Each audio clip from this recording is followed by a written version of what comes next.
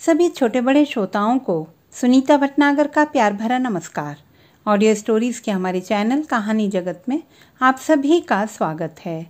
हिंदी कहानियों की श्रृंखला में आइए आज सुनते हैं अरविंद कुमार सिंह जी द्वारा रचित कहानी उसका सच। धूल भरी सड़क पर हिचकोले खाती हुई बस अपने आखिरी मुकाम पर पहुंच चुकी थी। कंडक्टर की आवाज़ के साथ ही झपकियां लेती आंखें खुल गईं। हड़बड़ी, उत्सुकता और उत्साह के साथ यात्री अपने अपने थैले और गठरियां संभालते हुए दरवाजे की तरफ लपके। बस से बाहर रात ज्यादा गहरी दिखाई दी। आसमान में तारे अभी चमक रहे थे, पर चांदनी का पसरा हुआ रूप कुछ झीना हो चला था। सफेद बादलों पर जैसे कोई हल्की चादर डालता जा रहा हो। फिर भी सब कुछ साफ देखा जा सकता था। छिटपुट पेड़, ऊंचे नीचे खेत, टीले भाटों से घिरा यह सिपाह गांव, जिले का पिछड़ा और अति उपेक्षित हिस्सा। आगे नदी तक जाने के लिए सड़क नहीं, सिर्फ पगडंडियां थीं। पगडंडियों के किनारे किनारे सरपतों के झुरमुट तथा भटकैया और मदार के पौधे थे। 3 मील पैदल चलना होगा। बहुत खराब रास्ता है। लोग आपस में बतियाते दिखे। तीर्थ यात्रियों में खुशी और उमंग के साथ चिंता, बेचैनी और शोर का अद्भुत मेल था। कई एक अपने साथियों का नाम ले पुकारते और उन्हें खोजते फिर रहे थे। किसी के चेहरे पर झुंझलाहट थी, कोई खिलखिला भी रहा था। इस गुल गपाड़े में हमीनपुर हरिजन टोले के मनीराम की आवाज सबसे ऊंची थी। सुनैना भौजी! उसके अलग स्वभाव और व्यवहार के कारण टोले ने मनीराम को एक और नाम दे दिया था, रसिया। यह सिर्फ बच्चों, नौजवानों और बूढ़ों के लिए ही नहीं, बल्कि टोले की हर नई पुरानी औरत के लिए भी रसिया ही था। बिरहा खूब अच्छा गाता, बगैर फरमाइश के ही शुरू हो जाता। नई युवतियों को भौजी कहकर बुलाता। होली का अबीर माथे के बजाय गाल पर रगड़ता था।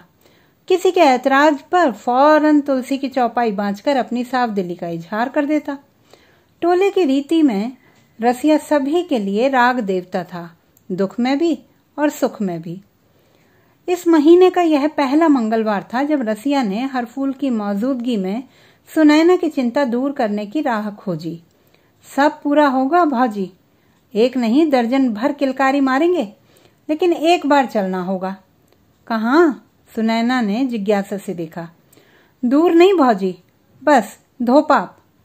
बड़ा जस है धोपाप घाट का। कहते हैं वाभन रावण को मारने के बाद भगवान राम की कोमल गदौड़ी में लंबे लंबे बाल उगाए थे। आखिर रावण ज्ञानी ब्राह्मण था, ब्रह्म दोष तो लगना ही था।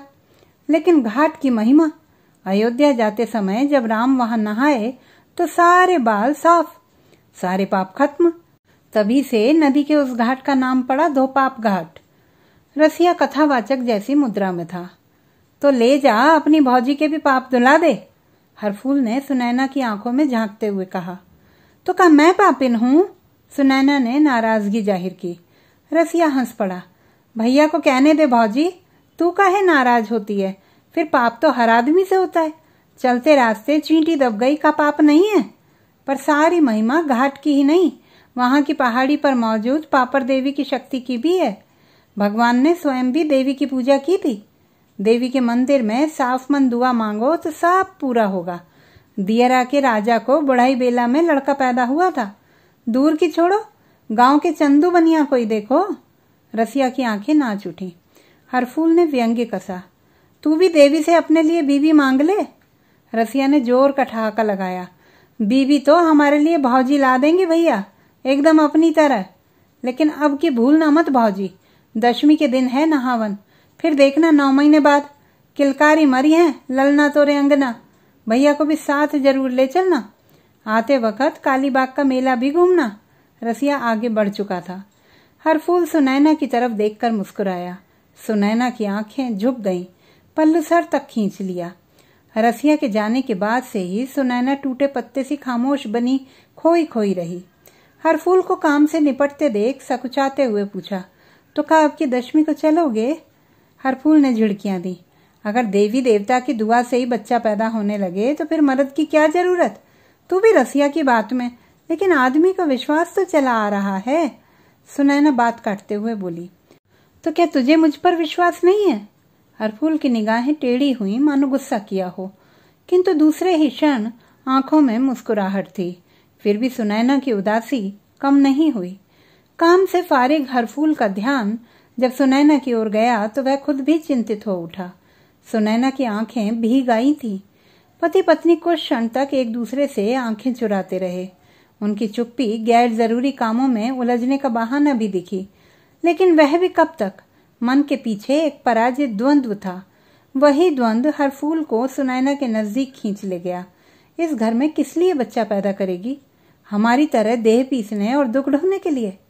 कौन सी खतौनी और खाता अपने पास रखा है कि आते ही उसके नाम कर दूंगा, ले बेटा खानदान का चिराग बना। फिर मजदूरी भी तो ऐसी नहीं कि ढंग से खिला पिला पढ़ा सके। जब अपना ही पेट पालना मुश्किल हो रहा है तो बेटा हो या बेटी, बाप को क्या सहारा देगा? अंतिम क्षणों तक हरफूल के तर्क की आवाज महीन होती गई। उसके शब्दों में सिसकियों का पूर्वाभास होने लगा। उसने अब तक जो कुछ भी कहा था सुनैना को समझाने और दिलासा देने के लिए कहा था। औरत होते तो सुनैना ने एक लंबी सांस ली। उसमें शताब्दियों का दर्द छुपा था। पति ने उसके दर्द को और बढ़ा दिया। आंखें पहुंचते हुए उसने जैसे शाप को पहुंचा हो। तू पागल बन रही है। हरफूल की परेशानी बढ़ गई। सुनैना के विक्षोभ और विषाद ने उसके अंदर के मर्द को झकझोर दिया। हाँ, मैं पागल हूं। मां न बन पाने वाली औरत का यह सत्य रूप था।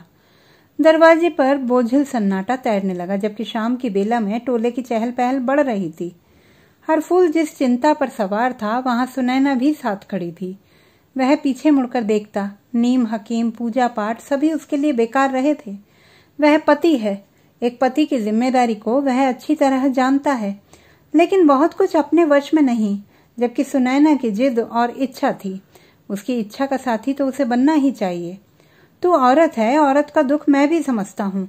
वैसे मेरा मन देवी देवता पर टिकता नहीं, पर तेरा विश्वास है तो जहाँ कहे वहीं चलूं। क्या मेरी इच्छा नहीं होती घर में एक बच्चे की किलकारी गूंजे? हरफूल ने अपनी चिंताओं और सपने की बातें खोलकर खुद को हल्का महसूस किया। तो क्या दशमी को चलोगे? सुनैना ने उत्सुकता से देखा। जरूर। दो दिलों में हुलास की लहरें एक साथ उठी।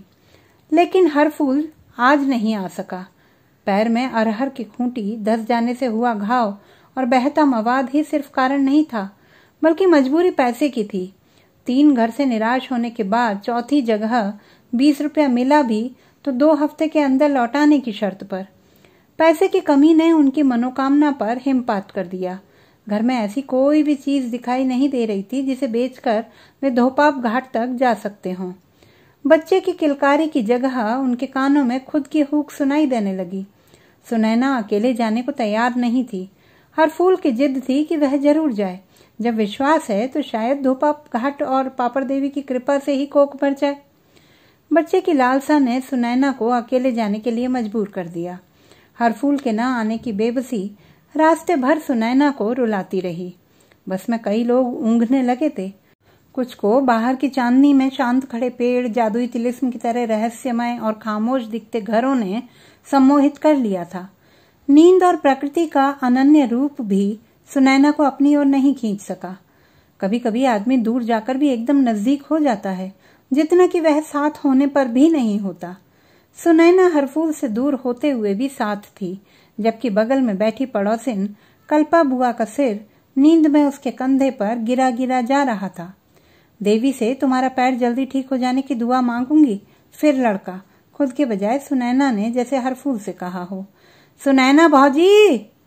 भीड़ और शोर को चीरती रसिया की दोबारा आई आवाज सुनैना को अटपटी लगी। यहीं तो हूं, काहे चिल्ला रहे हो? वह जैसे सोते से जागी, लपकते हुए टोले वालों के बीच जा पहुंची। सुनैना का बड़ा ख्याल रहता है, कल्पा बुआ ने व्यंग्य मारा। बुआ बाल विधवा थी। नौजवान लोगों के हंसी मजाक को वह छिनरपन कहती थी। रखना भी चाहिए, देवर है। टोले की शोभा काकी बुआ के रूखे व्यवहार से चिढ़ती थी। अवसर मिलते ही वह बुआ के खिलाफ मोर्चा संभाल लेती। लेकिन सुनैना भौजी हरफूल भैया की याद में एक रात भी रिश्ते की एक ननद ने सुनैना से ठिठोली की। वह झेंप उठी, जो रंगे हाथों पकड़ी गई थी। असहजता को छिपाने के लिए झोले को दूसरे हाथ में बदल लिया। सिर के पल्लू को माथे तक खींचा। रसिया से आंख मिलते ही सकपका उठी। वो लाहना भरी निगाहों से ननद की ओर देखा। एक दूसरे को मजा चखाने की हंसी दोनों चेहरों पर एक साथ फूट पड़ी। भैया भी तो सुनैना भौजी की याद में आज रात। चुप रह, बुआ ने रसिया को डांटा। त्योरियों में बल पड़े। श्राप देने वाले ऋषि की तरह बुआ का लहजा सख्त हो आया। कहा, चल रहा है दो पाप देवी देवताओं के घाट। पर रसिया कहाँ चुप रहने वाला। ऐसे अवसरों पर ही उसकी हरकतें उसका नाम सार्थक करती रहती थी। वह आगे बढ़कर सल्यूट की मुद्रा में बुआ के सामने खड़ा हो गया। उसकी आंखों में शरारती मुस्कुराहट थी। हम घाट और भगवान से क्यों डरें? क्या हमने कोई पाप किया है? धोपाप घाट और देवी मैया के दरवाजे चल रहा हूं तो हाथ जोड़ कहूंगा, हमें धन दौलत कुछ नहीं चाहिए, बस सुनैना भौजी जैसी बीवी चाहिए जिसे दिन भर निहारता रहूं। कहो भौजी। रसिया ने सुनैना की स्वीकृति चाही। उसने भी साथ दिया। एक साथ फूट पड़ा हंसी का फव्वारा बुआ को छेड़ने के लिए जैसे काफी था। राम राम, दूर हट दूर हट। बुआ झल्लाते हुए आगे बढ़ गई। उलाहना देते हुए कहा, आज के औरत मर्द पर तीरथ धर्म में भी बदमाशी सवार रहती है। घोर कलयुग आ गया है। रसिया के हाथ जैसे खिलौना आ गया हो, लपकते हुए आगे आया। बुआ का पैर पकड़ कर बैठ गया। हे सतयुग की बुआ, काहे कलयुगी औलाद पैदा कर दी। साथ के सभी लोग कौतुक और मजे लेने की मुद्रा में बुआ को घेर कर खड़े हो गए। रसिया से अलग होने की कोशिश बुआ ने नहीं की। लोगों की हंसी में इस बार खुद को भी शामिल कर लिया। झुककर रसिया का कान पकड़ा। एकदम बच्चा बन जाता है, चल आगे। हंसी, शोर और तालियों से जैसे सभी ने बुआ का सम्मान किया हो। रसिया ने फुर्ती दिखाई। उसकी चाल तेज हो गई। उसे अचानक तुलसी याद आ गए। रामचरितमानस की कोई चौपाई गाता हुआ वह वर्तमान से दूर चला गया था। साथ के कई लोग चौपाई दोहराने लगे। आगे बढ़ते लोगों का मेला था। गीत था, सुनैना थी। रास्ता जाने किस ऊबड़ खाबड़ खोह से गुजर रहा था। जाने कब अंत होगा। कुछ दिन पहले हुई बरसात से दबी धूल स्नानार्थियों के पैरों से फिर उड़ने लगी। तलवों में कंकड़ चुभने लगे। अच्छा ही हुआ हर फूल नहीं आया। सुनैना के मन को तसल्ली हुई। भोर होने से पहले रसिया की टोली धोपाप घाट पर पहुंच गई। नदी तट को जोड़ती घाट की लंबी चौड़ी सीढ़ियां काली पड़ चुकी थी। उनकी सीमेंट और ईंटें टूटी हुई दिखाई दी। सीढ़ियों से जुड़ा एक खाली मैदान था। रेत, धूल और दिशा फराक्त से निपटते लोगों की गंदगी से भरा हुआ। स्नानार्थियों की भीड़ यहाँ भी फैल चुकी थी। इनके बीच चादर झाले कुछ ऊँघते लोग भी दिखाई दिए। घाट की हलचल इनकी नींद और थकान पर कमजोर पड़ रही थी। कुंभ जैसी ख्याति धोपाप घाट को नहीं मिली थी। 4-6 जिले तक के लोग ही इस घाट से जुड़ी कथा और यहाँ की देवी की महिमा को सुनते चले आ रहे थे। सरकारी बंदोबस्त भी साधारण ही था। गिनती के दिखाई देते पुलिस वाले, जनरेटर से की गई रोशनी, डूबते लोगों को बचाने के लिए नौकाएं, स्वास्थ्य केंद्र की तरफ से एक तंबू जहां डॉक्टर की जगह कंपाउंडर की ही सेवाएं उपलब्ध थीं।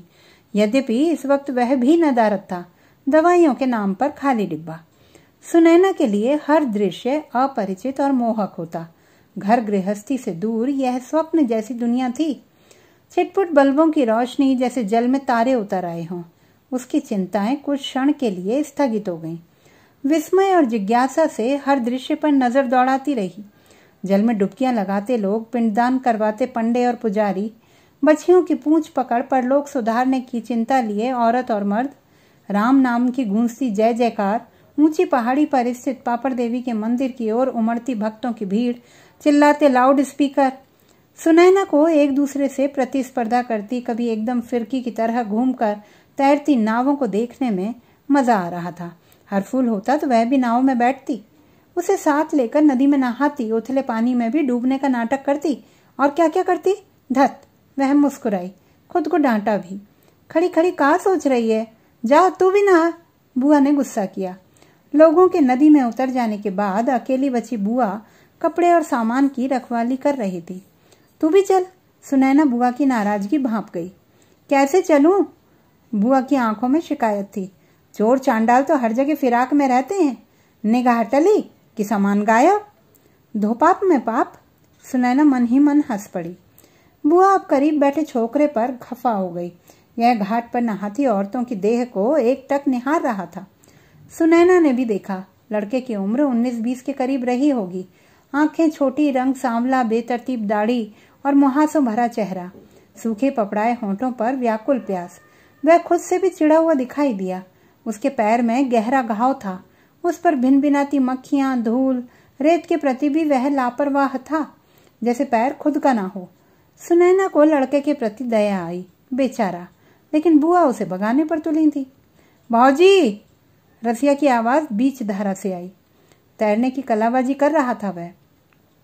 हाय दैया, बेचारे की घरवाली होती तो कभी ना जाने देती। रास्ते में ठिठोली करने वाली ननद सुनैना को नदी के जल में खींच ले गई। दोनों छपकोरियां खेलने लगी। रसिया की आवाज फिर आई। वह भौजी को आगे आने के लिए कह रहा था। ना बाबा! सुनैना ने कान पकड़े और किनारे ही नहाने लगी। तभी एक बूढ़ा पंडा आ गया। उसके हाथ में एक बछिया की रस्सी थी। बछिया भूखी और थकी सी थी। बूढ़ा गौदान कराने की जिद कर रहा था। सुनैना की नजर बुआ पर जा टिकी। 20 आना, 20 आना! बुआ कैसेट की तरह बज उठी। इस महंगाई में 20 आने से क्या होगा माता? इससे ज्यादा नहीं दूंगी। सुनैना बाहर आई और झोले से 20 आने निकाले। पंडित जी ने उसे बछिया की पूंछ पकड़ाई। उसके होंठ एक लय में कुछ देर तक बुदबुदाते रहे। सुनैना को पंडित पर गुस्सा आ रहा था। 20 आना निकल जाने का अफसोस उसे सता रहा था। बाबा, अच्छा आशीर्वाद देना। घर पहुंचते ही पांव भारी होना चाहिए। बुआ के दोनों हाथ जुड़ गए। सुनैना लजा उठी। बुआ भी गजब है। पंडित जी की आंखें फैल गईं, मानो तपस्या से मुक्त होने के बाद वह संसार पर दृष्टिपात कर रहा हो। मगर बुआ की चौकस निगाहें उसे बेधती हुई लगी।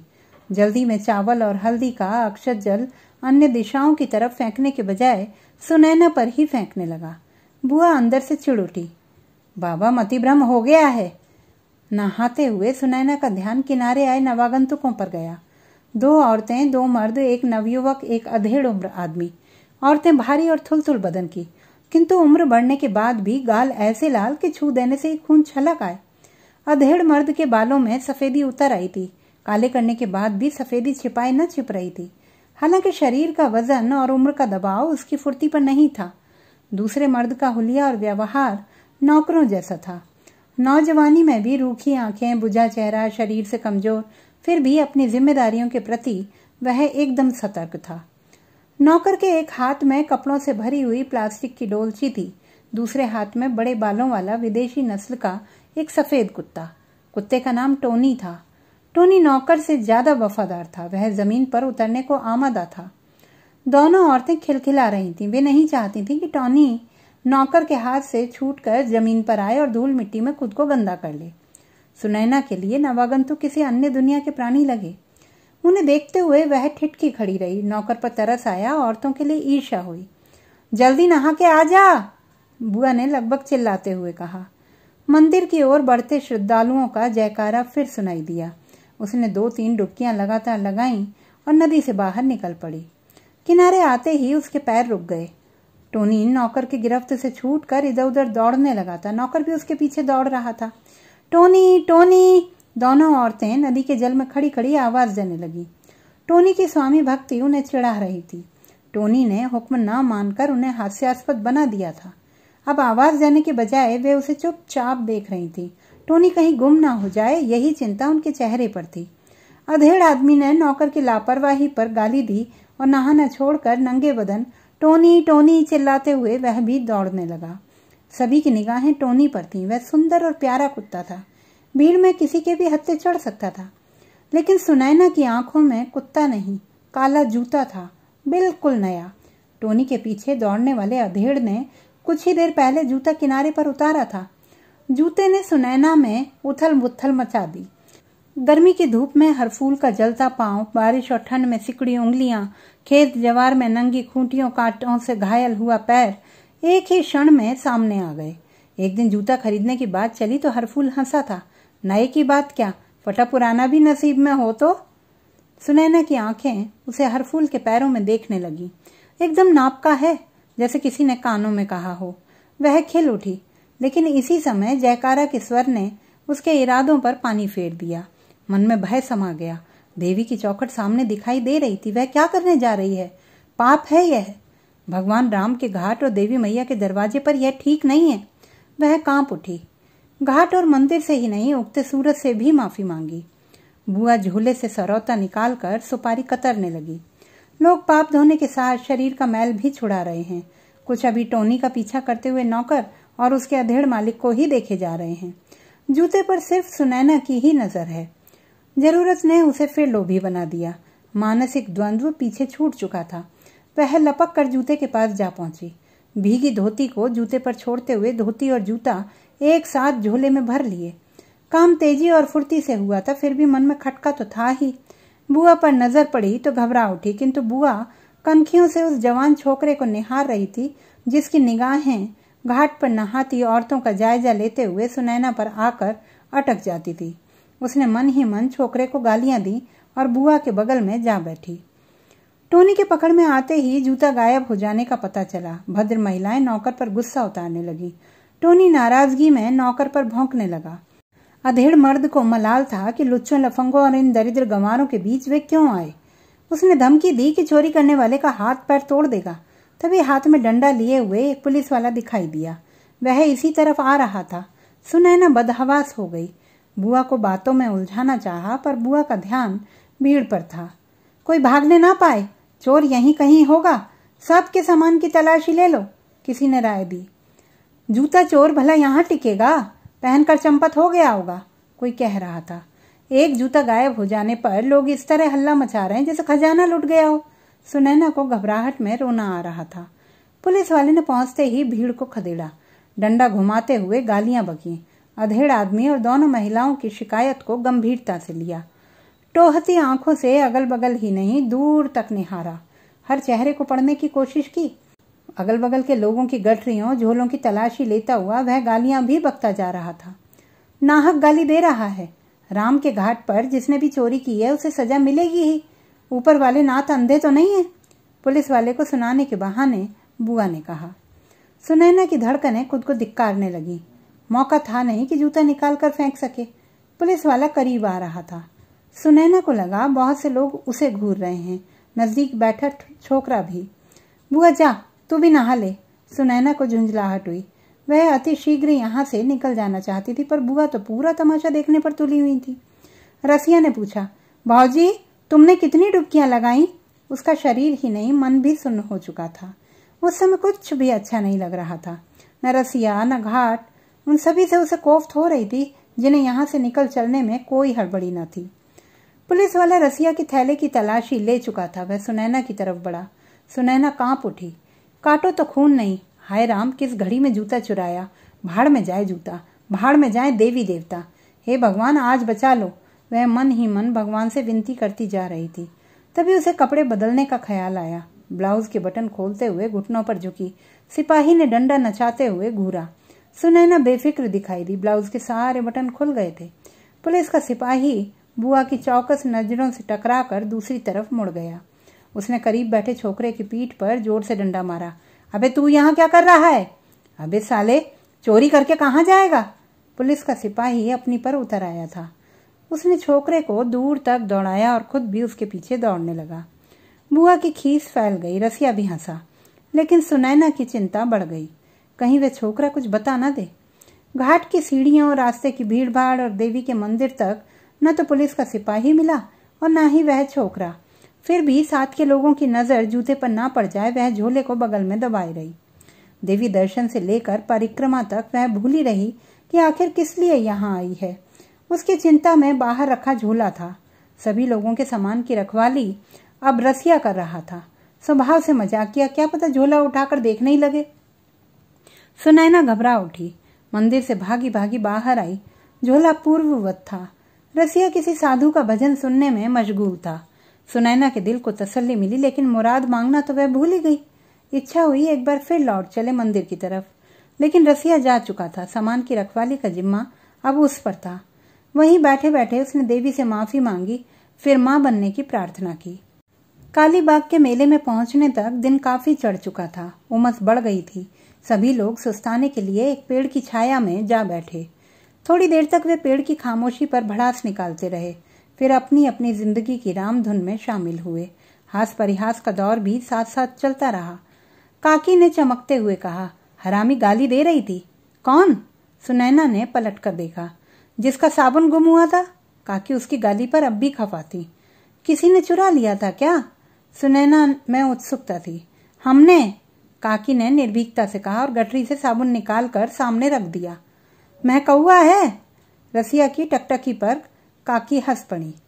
तुम पापिन हो, रसिया ने मजाक में ही कह दिया। कौन यहाँ पुण्यात्मा बैठा है? काकी के चेहरे पर ही नहीं, आंखों में भी गर्मी उतर आई थी। रसिया भी चुप न रह सका। बुढ़ा गई तेरी अकल, देवी देवता का आंगन मैला कर दिया। काकी आग बबूला हो उठी, फिर ऐसी लुआठी फेंकी कि पूरा टोला ही जल उठा। किसने नहीं की है चोरी? 3 पुष्ट तक का हाल जानती हूँ सबका। काकी का मिजाज फड़फड़ाने लगा।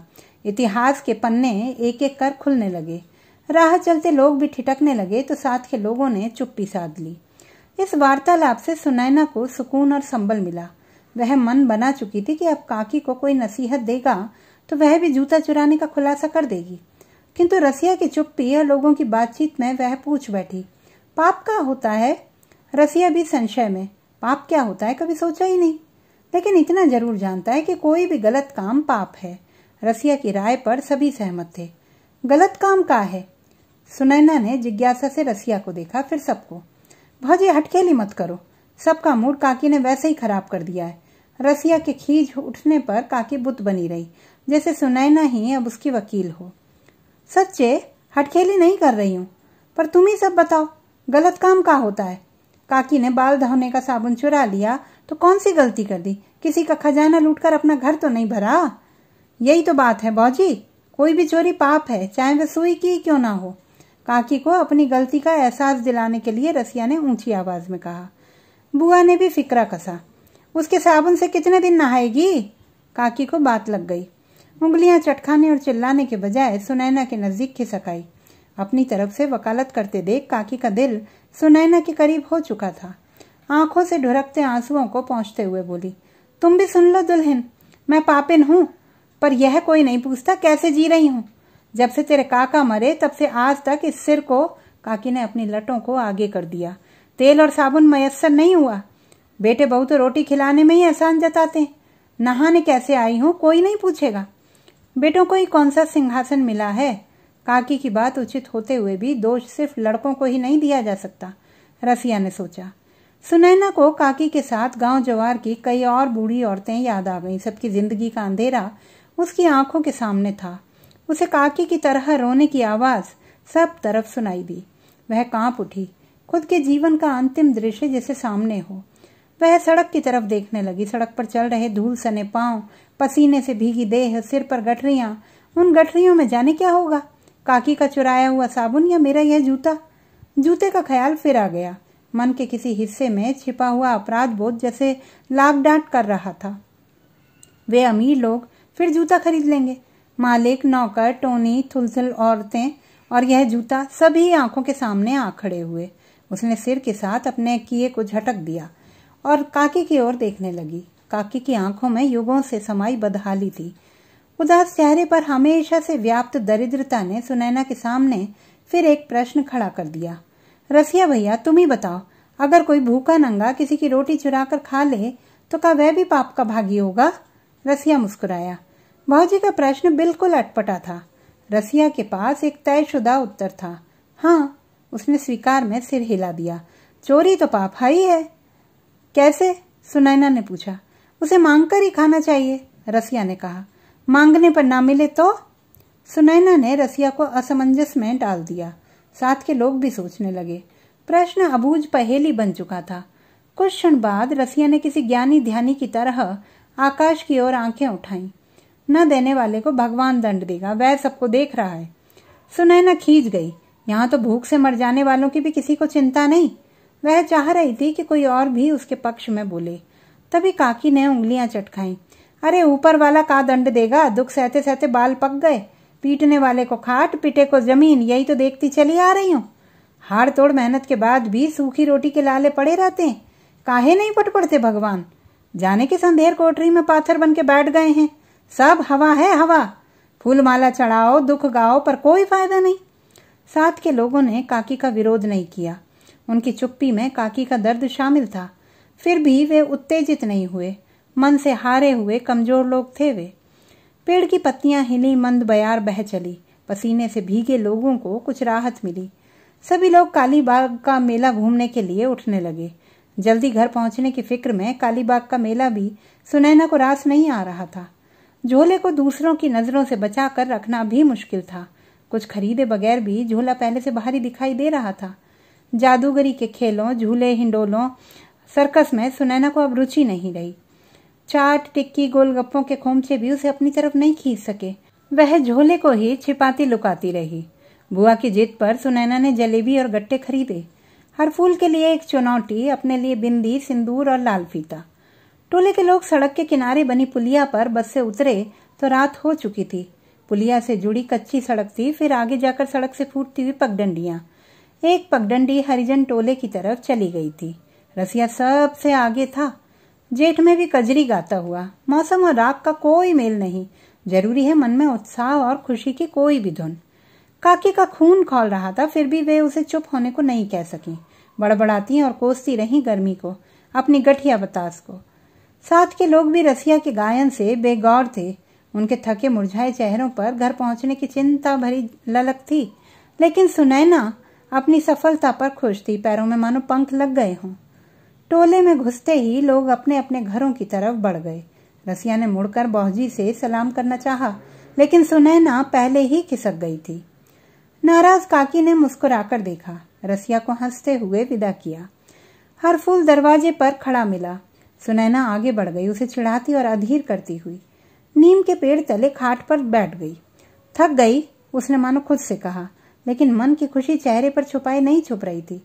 वह हर फूल की बेचैनी और कौतूहल की थाह लेने लगी, लेकिन उसके लिए वक्त जाया करना ठीक नहीं था, न ही उतना धीरज था। हर फूल सुनैना की बगल में आ बैठा। क्या हुआ, काम बन गया? धत, सुनैना तुनक गई। यह नहीं पूछोगे तुम्हारे लिए क्या लाई हूं? उसने इठलाते हुए कहा। का लाई हो? हर फूल की निगाहें झोले पर जा टिकी। झोला अभी भी उसके हाथ में था। पैर कैसा है? हर फूल के पैर पर घाव देखकर सुनैना बोल उठी। मवाद निकल गया, बस ठीक ही समझो। हर फूल की लापरवाही पर सुनैना नाराज हुई। पहले मवाद पहुंचा, फिर पट्टी की। अब तुम्हें कभी चोट नहीं लगेगी, देखो तुम्हारे लिए क्या लाई हूं। उसने एक एक करके झोले से चुनौती, फीता, गट्टा, जलेबी निकाली और फिर जूता। जूते पर ठहरी हर फूल की उत्सुकता पर सुनैना ने मेले की राम कहानी सुना दी। हर फूल ने चुनौती जेब के हवाले की, गट्टा एक खुद खाया, एक सुनैना के मुंह में ठूस दिया, फिर लाल फीते का फूल बनाकर पत्नी की चोटी में सजा दिया। अंत में उसने जूतों में पैर डाले। अरे, ये तो मेरे लिए ही बने लगते हैं। तो दोस्तों, ये थी हमारी आज की कहानी। आपको कैसी लगी कमेंट बॉक्स में लिखना ना भूलें। चैनल को सब्सक्राइब करें, लाइक करें और मित्रों के साथ शेयर करें।